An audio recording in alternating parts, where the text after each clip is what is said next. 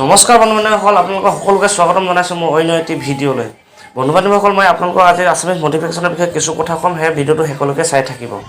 পোনপ্ৰথমে মোৰ আপোনালোকলৈ এটা অনুৰোধ, যদি আপোনালোকে মোৰ চেনেলত প্ৰথমবাৰ আহিছে তেনেহ'লে প্লিজ চেনেলটো ছাবস্ক্ৰাইব কৰি বেল আইকনটো দবাই অলত প্ৰেছ কৰি ৰাখিব, কিয়নো তেতিয়াহে মই ভিডিঅ' দিয়াৰ লগে পোনপ্ৰথমে আপোনাৰ মোবাইলত পায়। জীৱনত তুমি যিমানেই ভাল কাম নকৰক কিয়, তোমাক বেয়া গুণ গোৱা মানুহ ওলাবই। জীৱনত তুমি যিমানেই ভাল কাম নকৰক কিয়, তোমাৰ বেয়া গুণ গোৱা মানুহ ওলাবই। সেয়েহে আপুনি যদি আগুৱাই যাব বিচাৰিছে তেনেহ'লে মনৰ পৰাই কিছুমান মানুহক ব্লক কৰি দিয়াটো উচিত। মনটো যদি ভালেই থাকে তেতিয়া পৃথিৱীৰ সকলোবোৰ ধুনীয়া লাগে।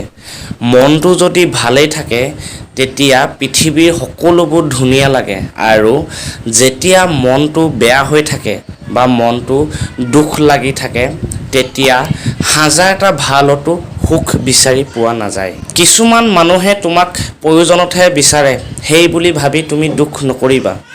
কিছুমান মানুহে তোমাক প্ৰয়োজনতহে বিচাৰে, সেই বুলি ভাবি তুমি দুখ নকৰিবা, গৌৰৱহে কৰিবা।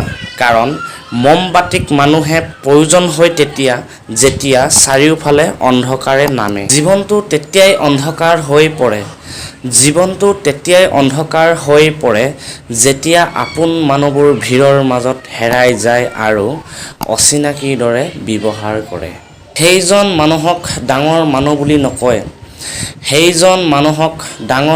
বুলি নকয় যাৰ অজস্ৰ ধন সম্পত্তি আছে। ডাঙৰ মানুহ সেইজনহে যিজনে সকলো মানুহকে মানুহ বুলি ভাবে আৰু কাকো উচ্চ নীচ বিচাৰ নকৰে। ধন থকাটো ভাল আৰু ধনেৰে কিনিব পৰা বস্তুবোৰ থকাও ভাল, কিন্তু তাৰ মাজতে এটা কথা মনত ৰখা ভাল যে কিছুমান মূল্যৱান বস্তু তুমি হেৰুৱাইছা নেকি, যিবোৰ বস্তু ধনেৰে কিনিব নোৱাৰি।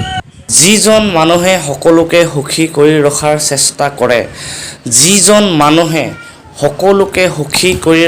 চেষ্টা কৰে তেওঁ অৱশেষত অকলশৰীয়া হৈ পৰে। আৰু কিবা এটা পোৱাৰ আশাত সেইজন মানুহক কেতিয়াও নেহেৰুৱাবা যিজনে তোমাৰ লগত আগৰ পৰাই আছিল। জীৱনত কাৰোবাক আঘাত দিয়াৰ আগতে